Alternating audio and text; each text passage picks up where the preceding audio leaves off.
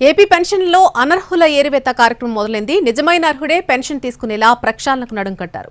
13 రకాల ప్రశ్నలతో లబ్ధిదారులను స్క్రూటినీ చేస్తారు. జిల్లాకు ఒక సచివాలయాన్ని పైలట్ ప్రాజెక్టుగా ఎంపిక చేశారు. ఇక అక్కడ వచ్చినటువంటి ఫీడ్బ్యాక్ ని బట్టి స్టేట్ మొత్తం ఫైనల్ లిస్ట్ తయారు చేస్తారు. ఏపీ వ్యాప్తంగా సామాజిక పింఛన్లకు అసలైన లబ్ధిదారులను తీసుకునేలా ప్రక్షాళన కార్యక్రమాన్ని సర్కారు చేపట్టింది. పైలట్ ప్రాజెక్టును 2 రోజుల పాటు చేపట్టారు. జిల్లాకు ఒక సచివాలయాన్ని ఎంపిక చేశారు. ఇక్కడికొచ్చే ఫీడ్బ్యాక్ ఆధారంగా రాష్ట్ర వ్యాప్తంగా ఉన్న 15,004 గ్రామ వార్డు సచివాలయాలలో త్వరలో ఇదే రకంగా సర్వే చేపడతారు. వికలాంగులు, ఇతర కేటగిరీల్లో అనర్హులు పెన్షన్ తీసుకుంటున్నారని ప్రభుత్వానికి ఫిర్యాదులందాయి. అర్హులైన వారికి అందకుండా పెన్షన్లు దుర్వినియోగమవుతున్నాయని కొన్ని చోట్ల రిపోర్టులందాయి. దివ్యాంగులు కాకపోయినా బోగస్ సర్టిఫికెట్లతో పింఛన్లు తీసుకుంటున్నారన్న కంప్లైంట్స్ వచ్చాయి.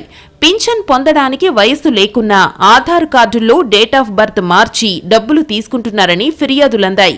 కొంతమంది తమకున్న అంగవైకల్యం కంటే ఎక్కువ శాతం ఉన్నట్టు సదరన్ సర్టిఫికెట్లు పెట్టుకుని పింఛన్లు పొందుతున్నారని ప్రభుత్వం దృష్టికొచ్చింది.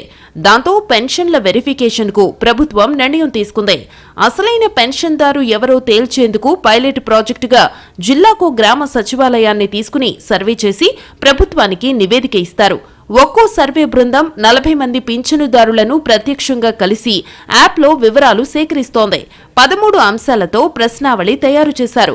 కుటుంబ ఆదాయం మొదలుకుని స్థిర, చర ఆస్తులు ఎన్నున్నాయి, ఆయా కుటుంబాల్లో రాష్ట్ర, కేంద్ర ప్రభుత్వ ఉద్యోగులున్నారా, లేదంటే పెన్షనర్లు ఉన్నారా అనే వివరాలను ఆరా తీస్తారు. కుటుంబంలో కరెంటు వాడకం 300 యూనిట్ల కంటే ఎక్కువ ఉందా, తక్కువ ఉందా అనే విషయాన్ని తేల్చేస్తారు.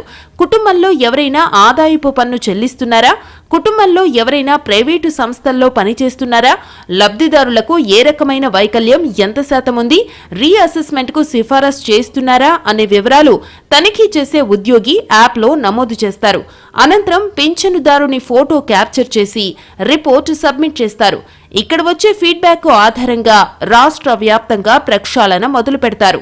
ఎన్టీఆర్ భరోసా కింద రాష్ట్ర ప్రభుత్వం 28 రకాల పెన్షన్లు ఇస్తోంది. మొత్తం 63,92,702 మందికి రకరకాల పెన్షన్లు వివిధ మొత్తాల్లో ఇస్తోంది. 4,000 రూపాయల నుంచి 15,000 రూపాయల వరకు రకరకాల కేటగిరీల్లో అందిస్తోంది. ఇందుకోసం నెలకు 2,709 కోట్లు ఖర్చు పెడుతోంది.